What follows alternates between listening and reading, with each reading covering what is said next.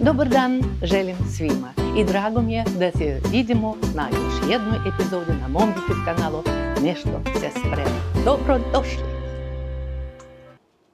Kupila sam danas šampinjone. Zato vam danas predlažem, a što nije bismo spremili rusku zakusku od šampinjona. To je salata, nije zimnica, nije, ali dugotrajna ruska salata od šampinjona. Hoćemo li? Kao što vidite, pečurke mogu da budu različite veličine. Ovo ja bih ostavila celo. A ako vidite da je krupnije pečurka, posjeckamo po pola, ovako, ide u našu salatu. To je prvi korak. Pripremila sam šampinjone. Sad ću ja sve to da stavim u kesicu. Tako. Ovdje ja imam 1,2 kg šampinjona. I na ovu količinu ide do 2 supine kašike soli. Sad ćemo sve to da posolimo, da zavežemo u kesu i da pretresemo da se sok poravnja. I prosoljene pečurke ostaju ovako u kesici na 3 do 4 sata na sobnoj temperaturi.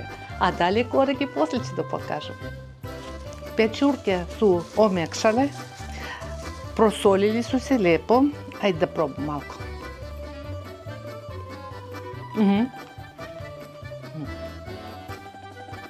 Narode, ovo će biti jako lijepo, garantujem. I sad ćemo taj sok da odsedimo. Sve što pečurke budu pustili sok, nama to ne treba. Stavila sam pečurke na ceđenje u cedeljku i dok se one cede, ja ću da pripremim ostale sastojke za našu zakusku, rusku zakusku od šampinjona. Crni luk sam nasekla na ovakve tanke polukrugove, popreko, tako će biti ljepše. Vidite kako tanko, baš na oštricu noža. Bijeli luk, jedno 7-8 čena na ovu količinu pečuraka će biti lijepo. I sečemo isto na tanke listiće. Ruska kuhinja, ruska jela, onda biće mirođije, obavezno, ali obratite vašu pažnju. Mirođiju sam razabrala na stabljike i lišće. I zato što u stabljikama ima najviše arome, najviše ukusa. I ne sečem previše sitno, ovako.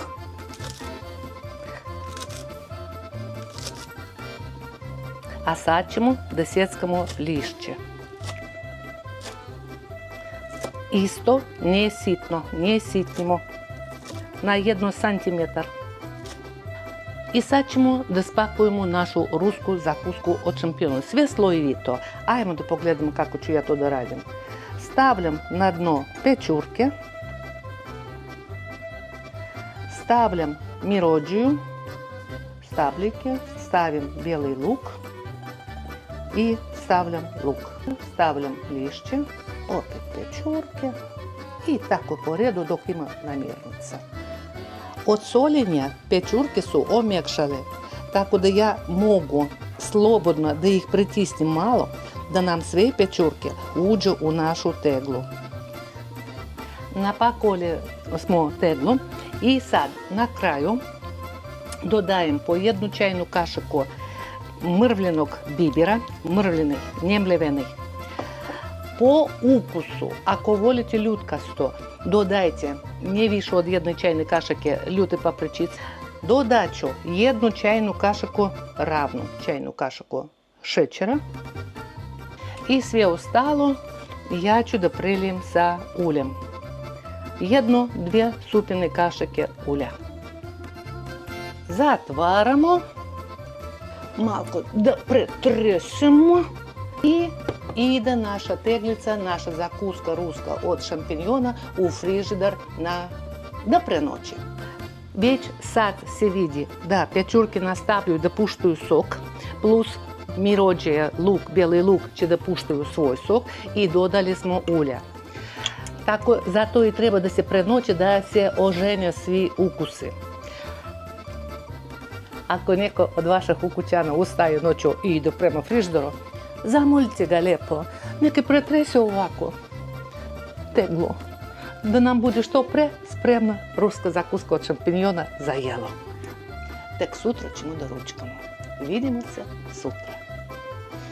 Ruska zakuska od šampinjona odstajala je preko noći u frižderu. Imamo mačka, i sami znate, tako da on nas je probudio i kaže idite pretresite svoju teglu.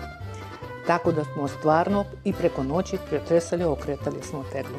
I sad ćemo da probamo.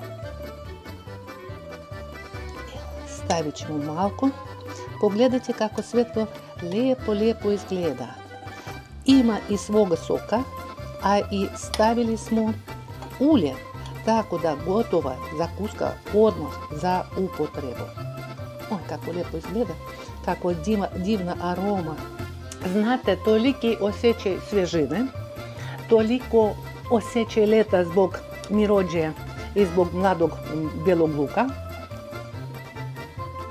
Predivno. Obavezno probajte da spremite takvu rusku zakusku od šampinjona, ljetnju zakusku, osvježavajuću. Gdje da kupiti pečurke? Već znate, kod gospođe Nataše Božić na Kaljenjićevoj pijice. Nataša, pozdrav! Predivno nešto. A meni pošaljite u komentarima kako je ispalo i kako se vama svidjela i šta su rekli vaši gosti.